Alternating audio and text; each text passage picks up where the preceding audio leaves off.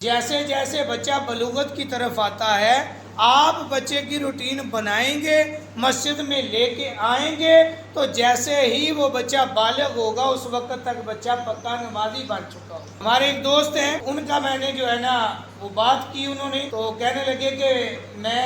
مسجد میں چلا گیا نماز کے لیے، بچوں کو ساتھ لے گیا، 2 بچے تھے چھوٹے چھوٹے، وہ کہتے ہیں میں بچوں کو ساتھ لے گیا تو ایک صاحب تھے جو مسجد میں اذان دیتے تھے، انہوں نے جو ہے نا 1-2 دفعہ بچوں کو ڈانٹا، تو میرے سامنے ایک دفعہ انہوں نے پکڑ کر بچوں کو پیچھے کر دیا، تو میں نے بڑے مؤدبانہ انداز سے ان سے ریکویسٹ کی کہ بزرگوں یہ آپ کے ہی بچے ہیں، یہ آج اگر نماز پڑھیں گے تو کل اس مسجد کی رونق ہوں گے، پکے نمازی بنیں گے۔ تو وہ بزرگ کہتے ہیں جی یہ بچے شرارتیں بہت کرتے ہیں، یہ جب بھی آتے ہیں نماز میں خلل پیدا کرتے ہیں، تو ان کو نہ لے کے آیا گئے۔ تو وہ کہتے ہیں کہ میں نے ان کو کہا کہ آپ کی بڑی مہربانی، یہ بچے جو ہیں انہوں نے ادھر ہی نماز پڑھنی ہے اور آپ کے پاس ہی انہوں نے آنا۔ تو وہ کہتے ہیں کہ میں نے 2-3 دن جو ہے نا وہ بچوں کو ساتھ لے کے گیا،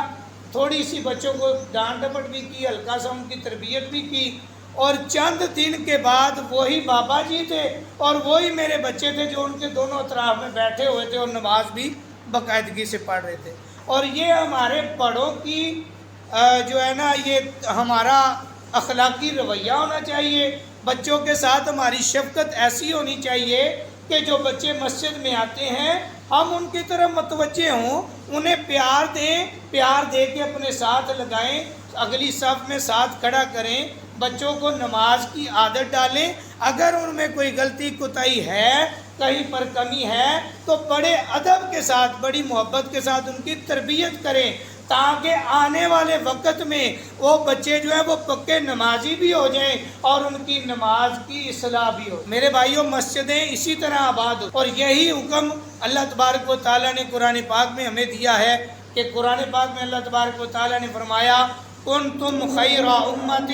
اخرجت للناس تأمرون بالمعروف وتنہون عن المنکر، کہ اللہ تبارک و تعالیٰ نے فرمایا تم بہترین امت ہو جو لوگوں میں سے ظاہر ہوئے ہو، نیکی کا حکم دیتے ہو اور برائی سے منع کرو۔ میرے بھائیوں تاریخ میں ایسے بہت سے واقعات ملتے ہیں، احادیث میں جو میں نے بیان کی ہیں کہ بہت سی ایسی باتیں ملتی ہیں کہ نبی کریم صلی اللہ علیہ وسلم نے ارشاد فرمایا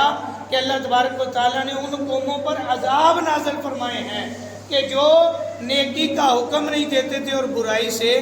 منع نہیں کرتے، یعنی برائی ان کی آنکھوں کے سامنے ہوتی تھی تو وہ منع نہیں کرتے تھے، اور ان کے اپنے اعمال ایسے تھے جیسے پیغمبر اللہ کی عبادت کرتے، لیکن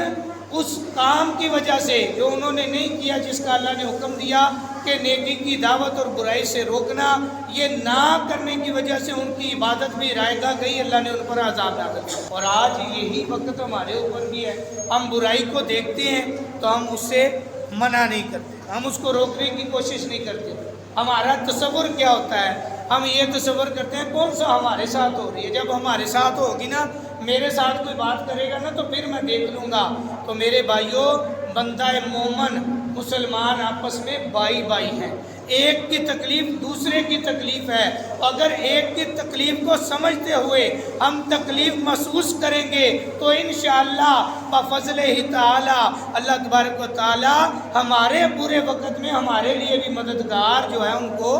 آج اگر ہم کسی کا دیکھ کر مذاق اڑاتے ہیں یا کسی پر مسکراتے ہیں تو وہ وقت دور نہیں جب ہمارے اوپر بھی کوئی مسکرا رہا ہوگا۔